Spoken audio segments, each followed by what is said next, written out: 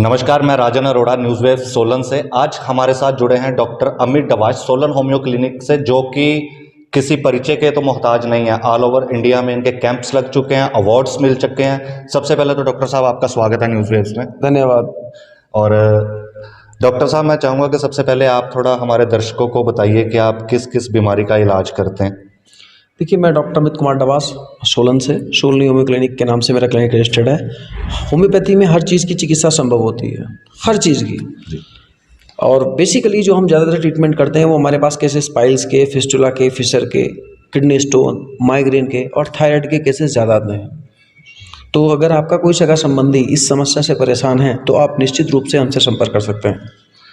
Doctor साहब, जैसे कि हमने अभी 2 दिन पहले आपका एक वीडियो भी चलाया था कि आप हमारे दर्शकों को जो है पाइल्स से रिलेटेड क्वेश्चंस जो भी कोई पूछता है वो बताएंगे। तो हमारे पास कुछ दर्शकों के सवाल भी आए हैं कि सबसे पहले तो मैं यही जानना चाहूँगा कि आखिर ये पाइल्स है क्या और ये होती कैसे है। देखिए राजन जी, होता क्या है कि हमारे पूरी बॉडी के अंदर ब्लड सर्कुलेशन लगातार रन कर रहा है, यानी कि खून जो है लगातार दौड़ रहा है पूरे शरीर के अंदर। आपकी बॉडी का कोई भी ऐसा हिस्सा नहीं है जहाँ पर ब्लड सर्कुलेशन नहीं है।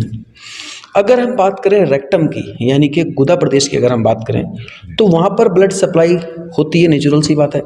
अब होता क्या है कि 2 प्रकार की रक्त वाहिनियाँ होती हैं। एक तो वो जो फ्रेश ब्लड शरीर को लेकर जाती हैं, दूसरा वो जो डीऑक्सीजनेटेड ब्लड होता है, जो वापस हमारे लंग्स में आता है और लंग्स से साफ होकर फिर से अगेन बॉडी के अंदर सप्लाई करता है। अब जो लोग जिनको कब्ज़ की शिकायत बहुत ज़्यादा रहती है, जो कॉन्स्टिपेशन जिनको ज़्यादा रहता है, या फिर ऐसे लोग जो बोझा उठाने का काम करते हैं, या फिर गर्भवती महिलाएं, है ना, उनके पेट पर प्रेशर पड़ता है, जिसको हम क्या कहते हैं, इंट्रा एब्डोमिनल प्रेशर, उनका राइज हो जाता है वेट उठाने से, या महिलाओं के डिलीवरी के दौरान जोर लगाने से, या कब्ज़ अगर आपको है और लंबे समय तक आप मल त्याग करने के लिए बैठते हैं तो उस दौरान कंजेशन होती है और जो रेक्टल की वेन्स हैं वो डायलेट हो जाती हैं, फूल जाती हैं, और जब वो फूल जाती हैं तो बाहर आ जाती हैं। इसमें 2 प्रकार की होती है, एक इंटरनल और एक एक्सटर्नल। जो अंदरूनी होती है, जब वो ज़्यादा फूल जाती है कंजेशन की वजह से, तो वहाँ पर जो लैट्रिन का रास्ता है, जो मल द्वार है, वो थोड़ा सा ब्लॉक हो जाता है, और जैसे ही लैट्रिन बाहर आती है वो खींच कर उसको बाहर ले आती है।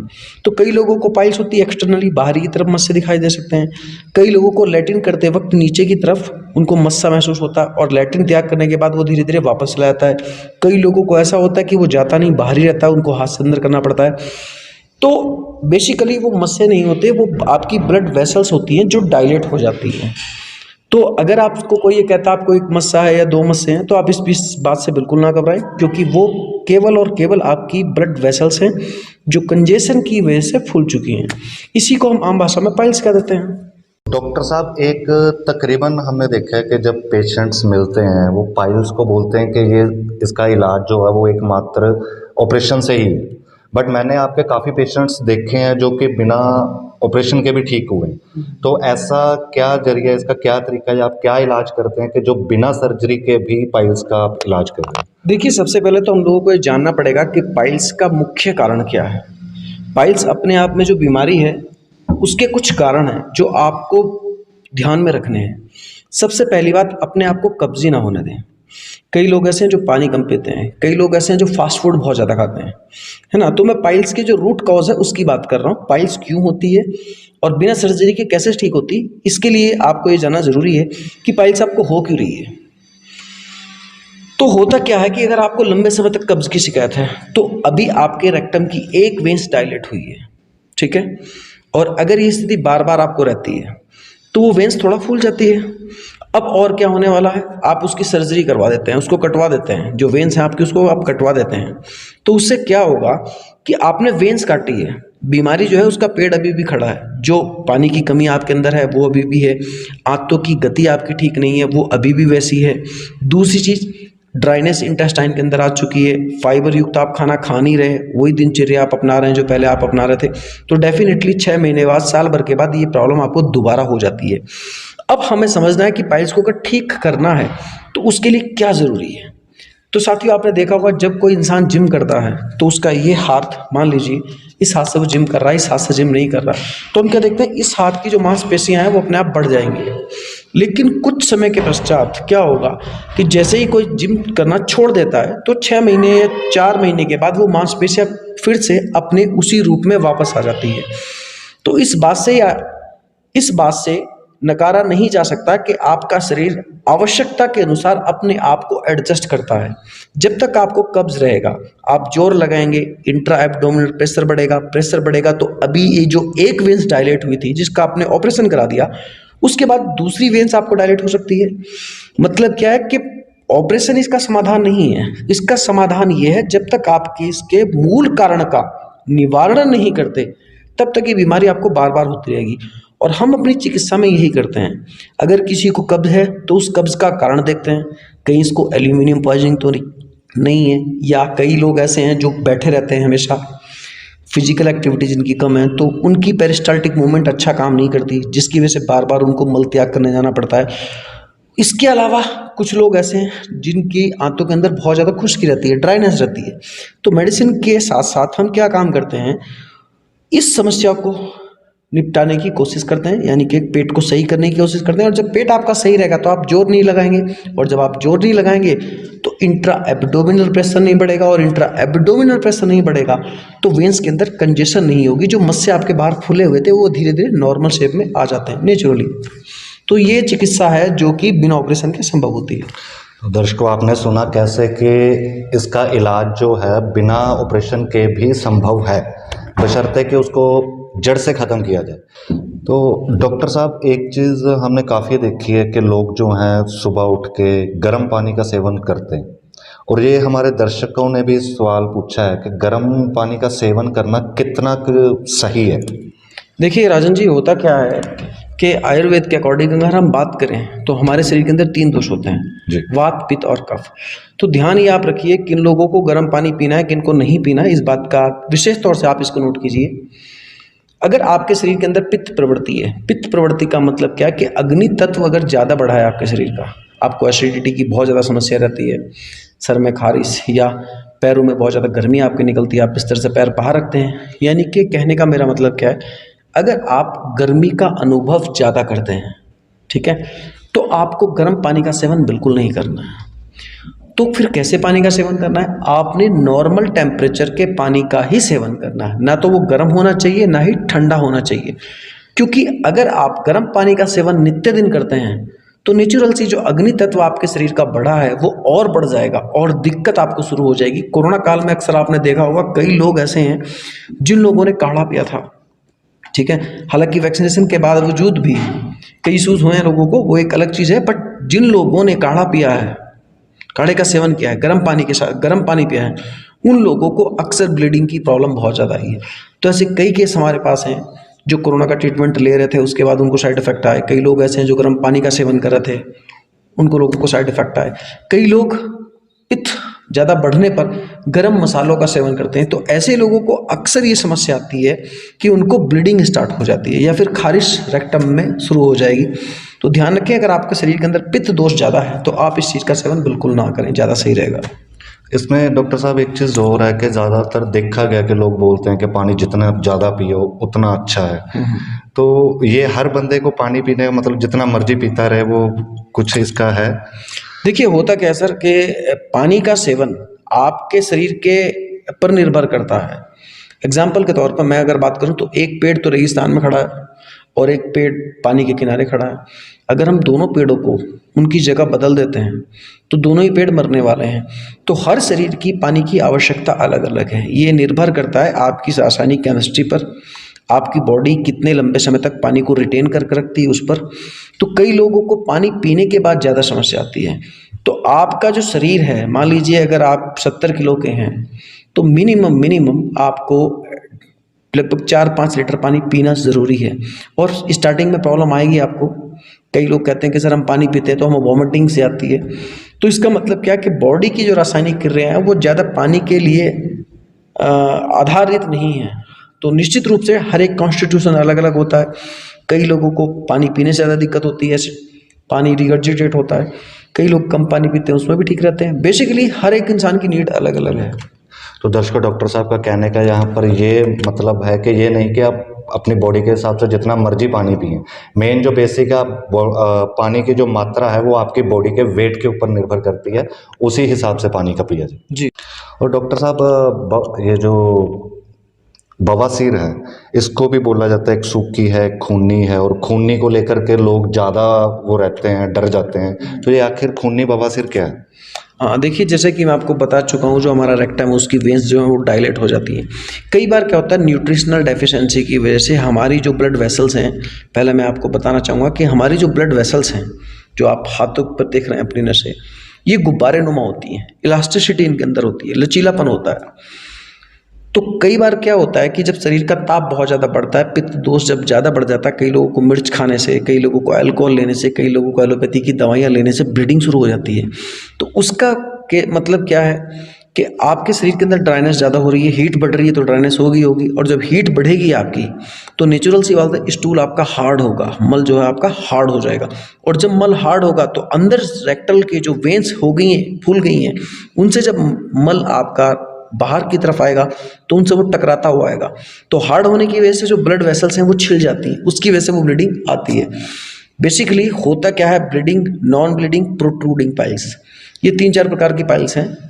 तो इसमें जो ब्लीडिंग वाली पाइल्स है उसका मुख्य कारण ये है कि मल आपका बहुत ज़्यादा हार्ड अगर हो गया है, या शरीर के अंदर गर्मी बहुत ज़्यादा बढ़ गई है, पित्त बहुत ज़्यादा बढ़ गया है, तो उस केसेस में आपकी मल हार्ड हो जाती है, और मल जब बाहर निकलती है तो छीलते हुए, उन नसों को छीलते हुए बाहर आती है, उससे फिर ब्लीडिंग होती है लोगों को। कब्ज इसका मुख्य कारण है, अगर हार्ड स्टूल बहुत ज़्यादा है आपको तो उसका कारण है। और इसमें डॉक्टर साहब एक फिशर बोलते हैं, फिशर क्या है? हाँ देखिए, बहुत अच्छा सवाल है, क्योंकि कई लोग ये सोचते हैं कि फिशर, पाइल्स, इनमें क्या अंतर है। साथियों, होता क्या है कि आपकी जो गुदा है, अगर लंबे समय तक मल आपका उसके अंदर पड़ा रहे तो हार्ड हो जाता है। अब जब कई लोगों का मल का अगला हिस्सा, यानी कि पहला स्टूल, जिसको हम कहते हैं फर्स्ट स्टूल, हार्ड होता है, तो जब वो बाहर निकलता है तो काफ़ी बड़ा होता है। तो रेक्टम यानी कि जो आपकी गुदा है, वो उससे जब वो बाहर निकलता है तो उसका जो मसल्स है उसका आकार इतना नहीं होता कि उसको पूरी तरह से बाहर निकाल पाए। मल ज़्यादा बड़ा होने की वजह से, और मल द्वार का जो मुंह है छोटा होने की वजह से, वो प्रेशर के साथ में, जोर के कारण वो बाहर निकलता है, और मल द्वार में ऐसे आपके कट से लग जाते हैं।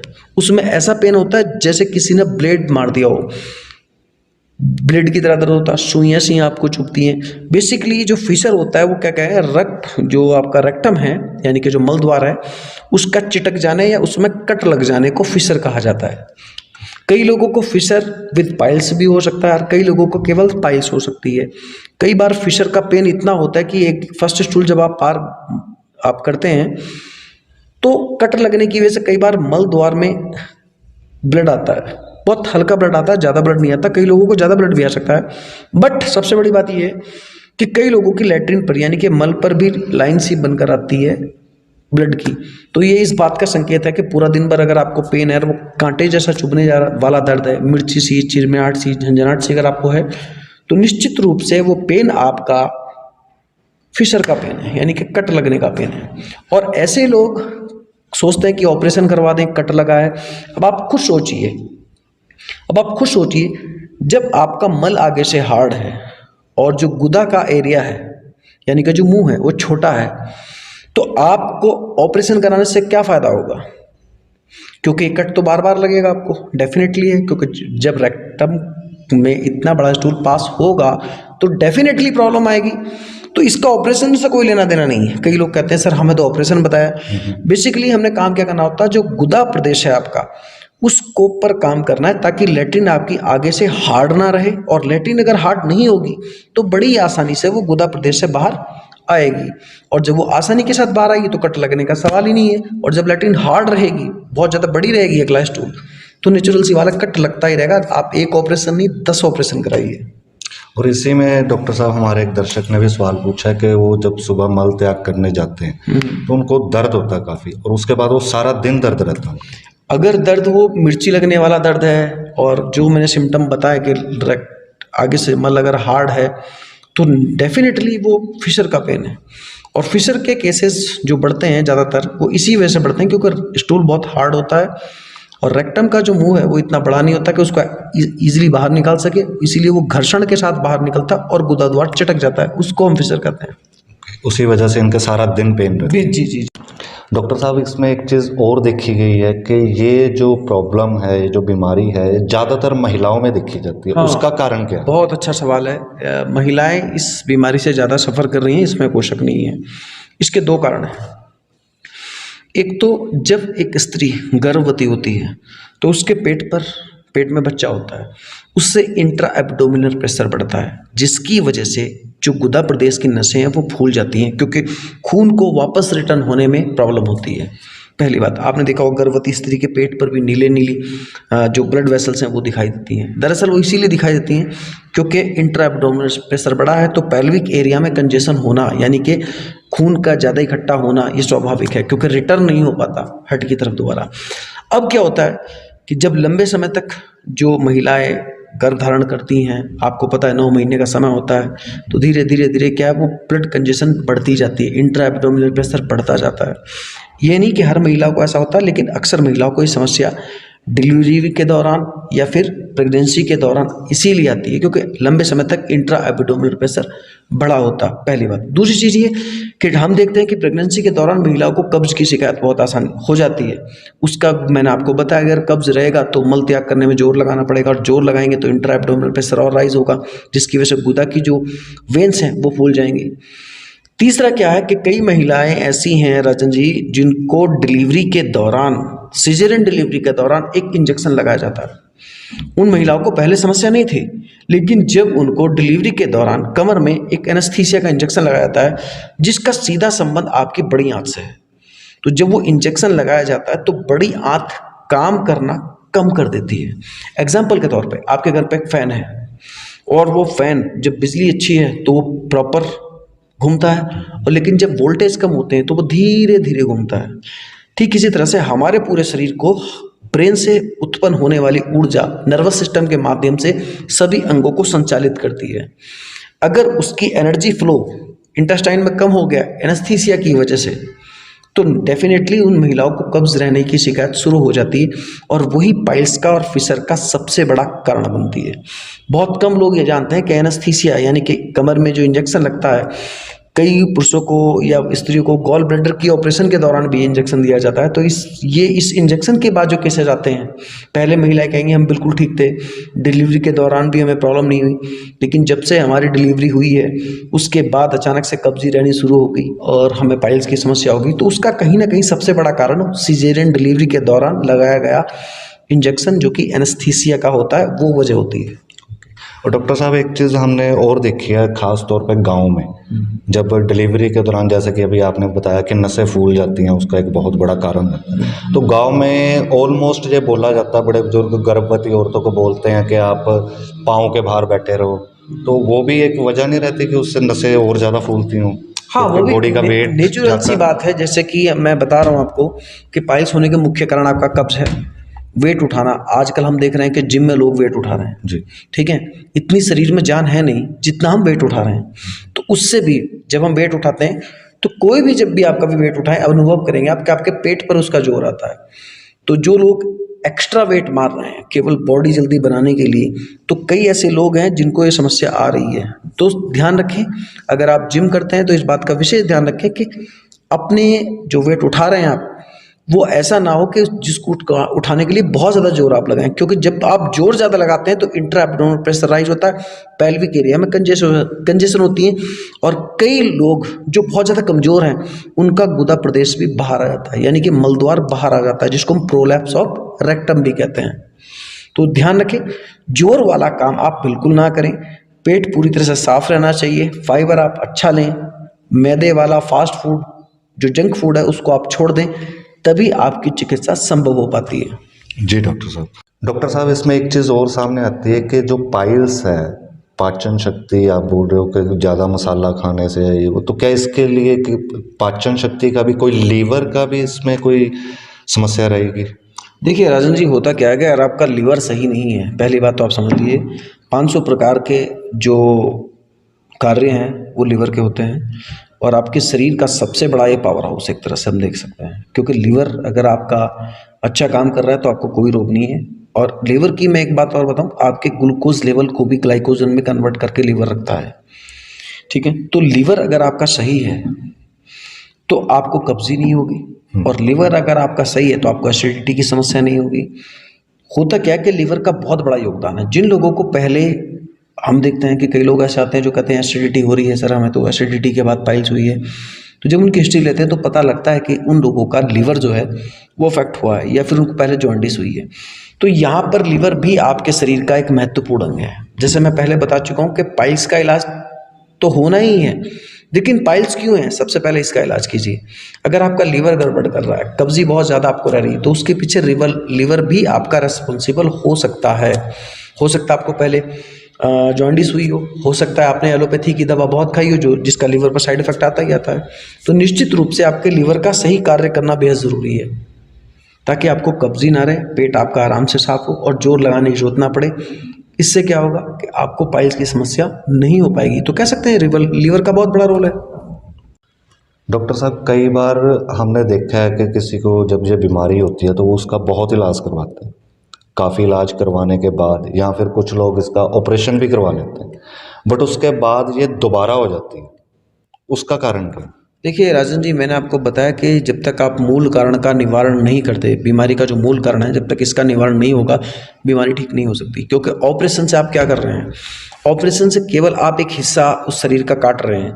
अब वो हिस्सा डायलेट क्यों हुआ है, फूला क्यों है, क्योंकि कंजेशन की वजह से फूला है। अब एग्जाम्पल के तौर पर आप समझ लीजिए, जब तक सेब का पेड़ है, हर सीजन में सेब आएगा, तो आप सेब तोड़ रहे हैं, आप बीमारी दूर नहीं कर रहे हैं। बीमारी का पेड़ भी खड़ा है, उसकी जड़ें भी अभी मौजूद हैं।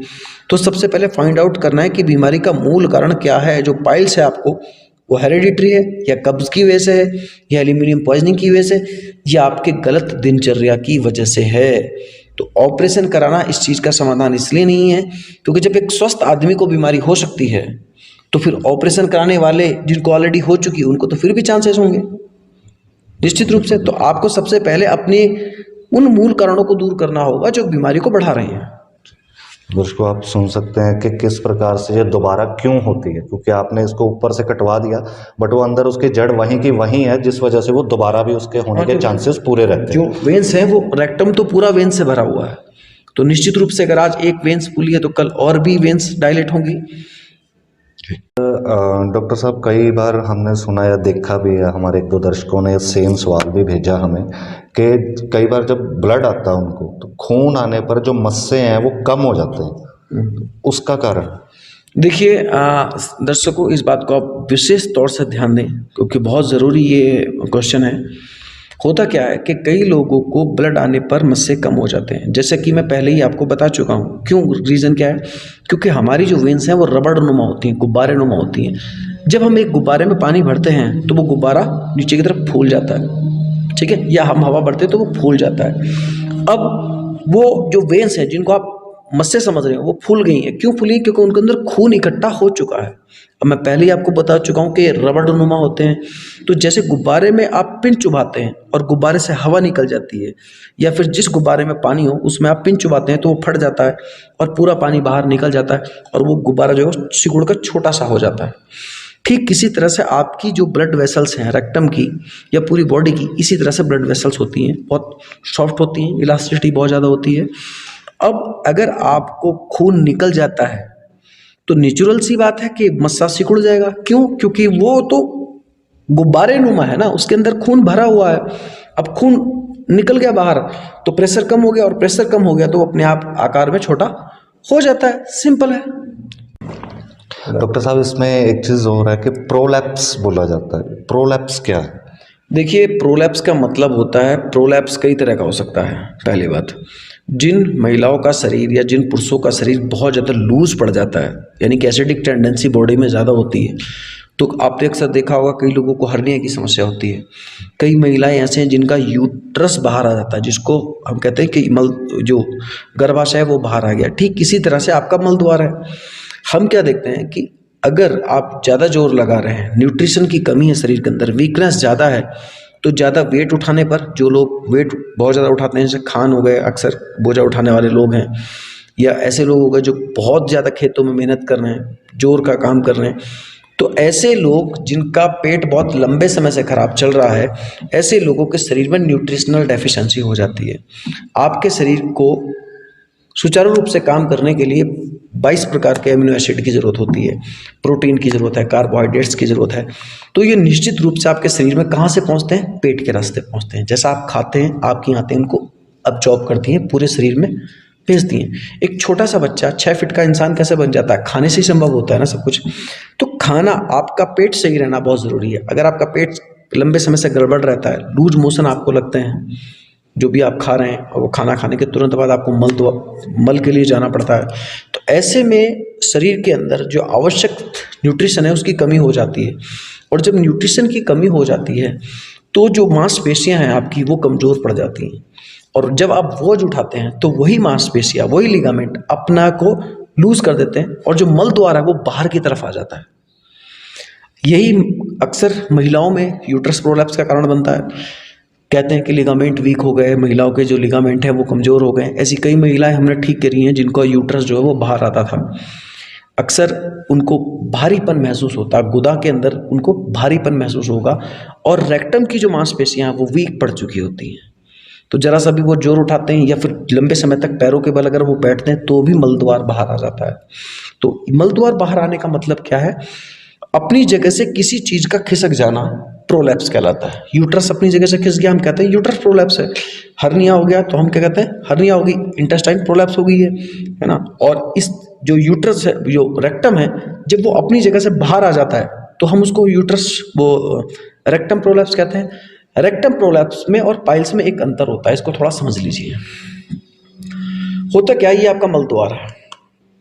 अगर इसमें एक दो नसें ऐसे दिखाई दे रही हैं आपको बाहर निकली हुई, तो ये पाइल्स कहलाती है।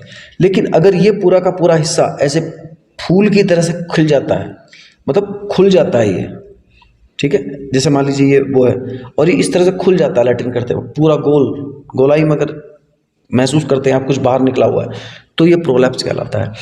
आपकी सुविधा के लिए एडिटिंग में हम एक फ़ोटो ज़रूर लगाएंगे ताकि आपको पता लगे प्रोलैप्स क्या है, पाइल्स क्या है, फिशर क्या है, वो आपको इसमें दिख जाएगा। और डॉक्टर साहब, कुछ आप हमारे दर्शकों को ऐसा बताइए कि वो ऐसी क्या सावधानियां बरतें कि ये बीमारी होने से पहले ही वो मतलब इसका एक आसान उपचार करवा करके ठीक हो जाएं, या ऐसी क्या सावधानियां बरतें कि उनको ये बीमारी हो ही ना। हाँ देखिए राजन जी, होता क्या है कि जितने लोग भी हमारे पास आते हैं सबसे पहले हम उनको डाइट के बारे में बताते हैं।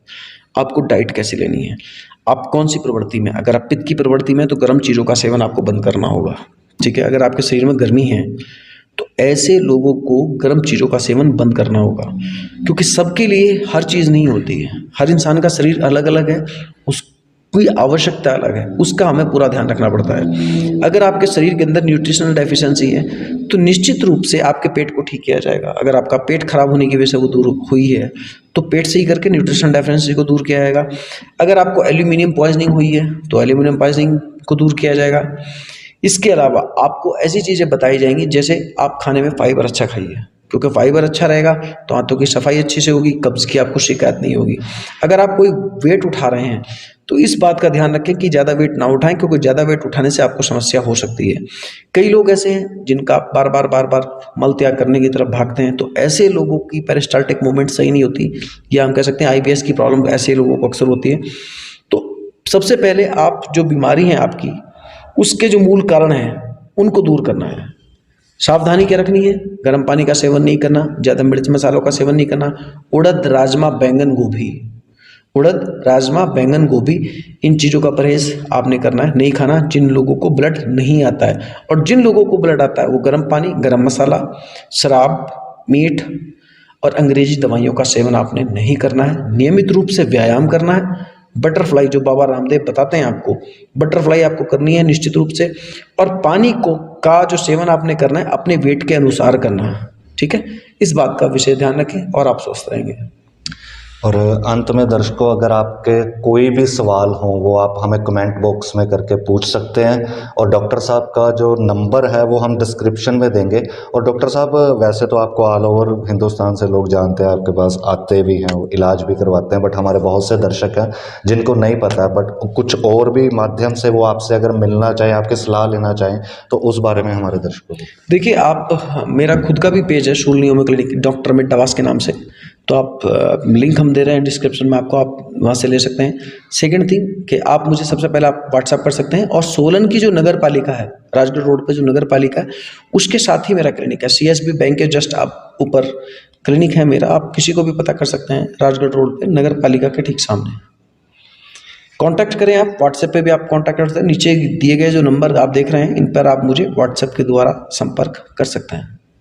और दर्शकों, आपके जो भी सवाल हों वो आप डॉक्टर साहब से पूछ सकते हैं, हमें कमेंट कर सकते हैं। और पाइल्स के अलावा और भी जितनी बीमारियां, हम लगातार आपके साथ जुड़े रहेंगे, आपको डॉक्टर साहब से पूरी जानकारी दिलवाते रहेंगे। डॉक्टर साहब, आपने हमें और हमारे दर्शकों को इतनी जानकारी दी, उसके लिए आपका बहुत बहुत धन्यवाद। धन्यवाद राजन जी।